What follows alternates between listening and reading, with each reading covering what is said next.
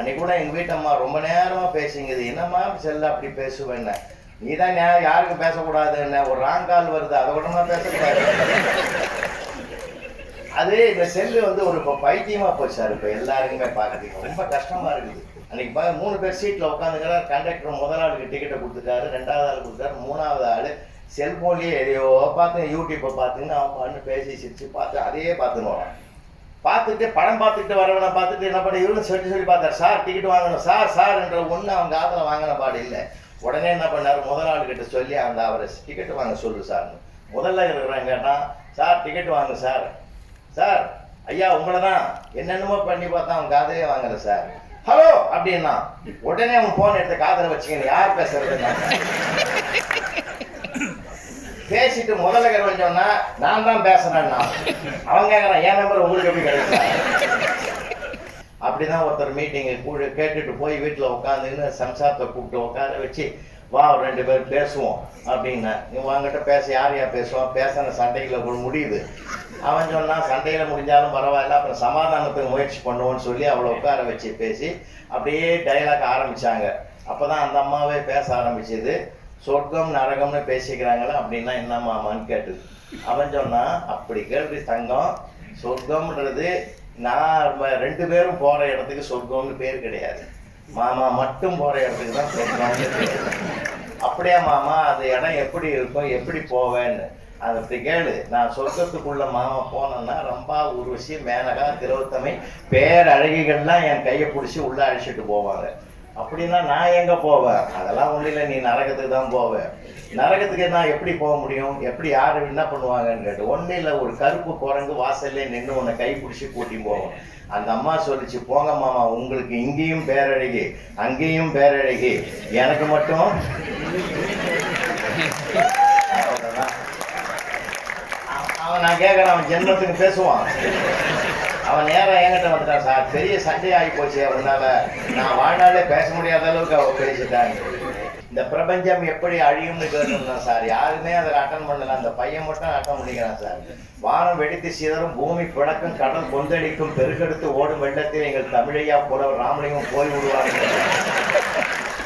அது இல்லை, அடுத்த வரி எழுதிக்கலாம், அவரை தொடர்ந்து ஆடு மாடுகளெல்லாம் திரண்டு போகும் எழுதினாங்க. யாரும் கூட எதை அனுப்புறான் பாருங்க. நானே வருத்தப்பட்டு போய் நொந்து நூலாய் அவனை கிட்ட கூப்பிட்டு, 7ஆம் வகுப்பு படிக்கிறவனுக்கு இவ்வளவு வன்முறை வரக்கூடாதுடா, நான் என்ன துரோகம் பண்ண உனக்கு, நான் ஏதாவது உன்னை திட்டி இருப்பேனா அடிச்சிருப்பேனா, ஏன்டா இப்படி கடுமையாக எழுதிக்கிறேன்னு. இந்த பையன் அப்படியே ஓன் தேம்பி அழுச்சு, செய்த தவறுக்கு ஒருவன் மனிதன் வருந்தி அழுகிறான் என்றால் அதை விட ஒரு மன்னிப்பு உலகத்திலே கிடையாதுன்னு நான் பலமுறை பேசுறதுன்ற நிரூபிக்கணும் இல்லையா. அழாதரா நான் மன்னிச்சிட்டோம் ஒன்றும் சொல்லலாம், அதுக்கு அழுவுறது சார், நீ பட்சு பார்த்து திருத்துவேன்னு நான் நினைக்கவே இல்லை. ஒரு அவையில் 1/2 மணி நேரமா பேசுறேன், யாரும் சரியில்லை, இறங்கி வைப்பா, ஏன் சரியில்லை, நான் பேசா சிரிக்கணும் முதல்ல சொல்ல வேண்டியதாங்க. அதுக்கு சிரிப்பு, அது பேர் இல்லை, நான் பேசணும், அவங்க பாட்டு அலையாலையா சிரிச்சேன்னு அதுதான் அப்புறம் அடுத்ததே வரும் இல்லையா.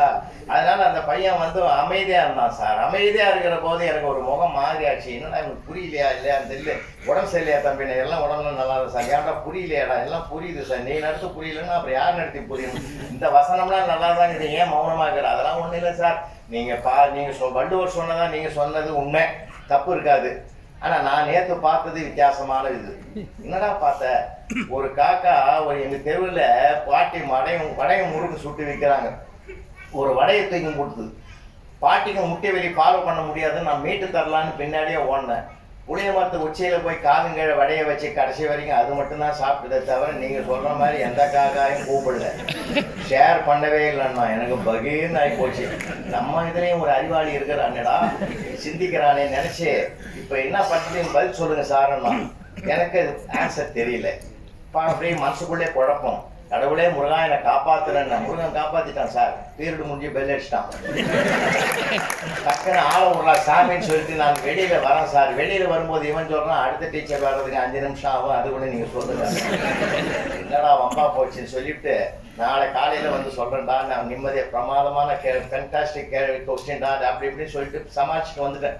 ராத்திரி போல தூக்கம் வரல சார். அப்புறம் அதே மாதிரி என் பொண்ணு 7th ஸ்டாண்டர்ட் வெடி ஸ்கூல்ல படிக்கிறா, கேர்ள்ஸ் ஸ்கூல்ல. அவன் சொன்னா, என்னப்பா தூங்கவே இல்லைன்னு, அந்த மாதிரி ஒரு அதிர்ச்சியான கேள்வி கேட்டாமா, நான் என்ன பதில் சொல்றேன், அதெல்லாம் சிம்பிள் சார். அப்பா நான் காலையில சொல்லிட்டு போறேன்னு. இது அவனே தேவலாம் போல இருக்குது. காலையில் ஸ்கூலுக்கு போகிறதுக்கு முன்னாடி ஒரு ஆன்சர் சொல்லிட்டு போயிட்டுது சார். அந்த ஆன்சரை சந்தோஷமா எடுத்துக்கிட்டு நான் ஸ்கூலுக்கு வரேன். எவன் நேற்று கேள்வி கேட்டானா அவன் காம்பவுண்டுக்கு வெளியில நிற்கிறான் சார். நான் உள்ள நுழையிறேன். ஐயா வணக்கம், எங்க லீவு போட்டுறீங்களோன்னு பார்த்தேன்.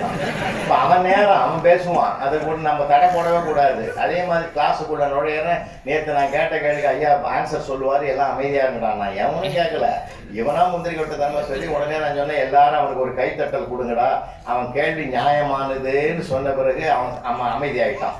அப்புறம் தான் நான் சொன்னேன், திருவள்ளுவர் சொன்னதாக ஒரு பொருள் வந்தா பகிர்ந்து கொள்ளணும்னு சொன்ன மாதிரி மனிதனே உனக்கு செல்வம் வந்து வளர்ந்துட்டா அதை உன் உறவுகளுக்கு பகிர்ந்து கொடுக்கணும்னு நான் சொன்னதும் சரிடா. அவன் சொன்னானே படையை தூக்கி போய் தனியா சாப்பிட்டது எந்த இனத்தை கூப்பிடலன்னு, அதுலேயும் ஒரு நீதி இருக்குது, ரெண்டுமே சரிதான் அப்படின்னு. அதாவது நேர்மையாக வருகிற பொருளுக்கு தண்டனை கிடையாது, உன் இனத்தோடு பகிர்ந்து கொள்ளுன்னு வள்ளுவர் சொல்றாரு. இவன் சொன்னது நேர்மையற்ற வழியில் வருகிற பொருளுக்கு தண்டனை உண்டு, அது என்னோடு போகட்டும், என் இனத்துக்கு வர வேண்டாம்னு சொல்லுதுன்னு நான் சொன்னேன். உடனே அவங்க தான் சார் எழுந்து சபாஷ் சொன்னான். அவன் சொல்லி நான் சொல்லி அவர் எனக்கு சபாஷ் போட்டார்.